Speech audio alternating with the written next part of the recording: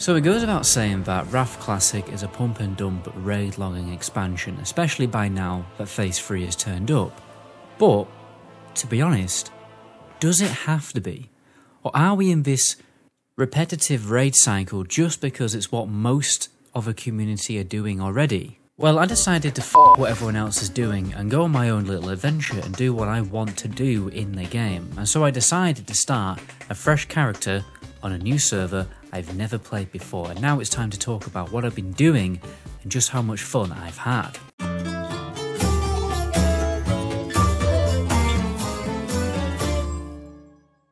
So in this leveling journey, my purpose is not to optimise my leveling speed, but to optimise the amount of fun I can have leveling.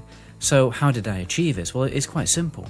I stopped caring what everyone else is doing and decided what I want to do in the game, what I find fun. And this was largely by doing low-level battlegrounds, which are to be honest good XP anyway, and soloing dungeons and elite quests. Because battling to the death in Warsong Gulch skirmishes, decked out in heirlooms, enchants and sharpening stones is probably one of the most underrated fun things to do in Wrath Classic right now.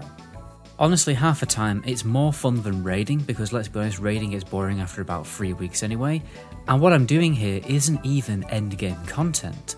You don't need to be a degenerate raid logger to enjoy the game, because the low level content is just as fun. When I level my warrior, I'm now focusing on soloing particular dungeons and elite quests to get the best gear in the game so that I can dive back into Warsong Gulch and go and own people. I don't care that I'm leveling slow, I don't care that I could be raiding on this warrior by now, because I'm having an absolute blast chilling at level 33. And I think this is just a great way to spend your time when you're not raiding on your main character and your alter endgame. I'm not sure many people realise this, because well, I didn't realise it until I was streaming and someone mentioned it, but you can actually send heirlooms cross-server. So you can just go and make an alt on any server you want. Maybe you've got friends playing on a different server, or you just want to go on one of the big servers so you can get loads of groups. I have been doing normal dungeon groups, and honestly, when you do low level content, even really late at night, it's really easy to find groups for all of the low level content. By the way guys, I am actually going to TwitchCon Paris this weekend, and I'm going to be streaming as much of it as I can. You found my Twitch in the description as always. We're probably going to be doing a pub crawl in Paris or something, so get involved. I've made a little channel on Discord for people who are going. But anyway, let's move on. So, soloing dungeons is definitely something I didn't realise I would have as much fun as I currently having. As much as I don't like solo content in MMOs, and I think it basically defeats the purpose of an MMO, nonetheless, it is still quite fun, because I can go and get all the quests that I want at my own pace, and then I can just go and do the dungeon whenever I want, and I can only do the bosses that I want to do. For instance, I was farming the helmet that you can get from RFK, because that's probably the best helmet that I'm going to get, you know, until level 40. But like I said before, I have actually been finding many groups, so, you know, you don't actually have to solo the dungeons. My point is, when you actually do go and level an alt on one of the bigger servers, like for instance Gehenna's like I am, you're going to find so many people doing the low level content. So it's not like playing vanilla again, but it's nice to effectively resurrect the low-level vanilla content again. Because as much as I love vanilla, I probably would prefer to have Wrath of the Lich King talent trees when experiencing vanilla content, because right now I'm playing an Arms Warrior. I know many people on stream are complaining that I'm not playing Prot because Prot is better, and again, literally, I do not care.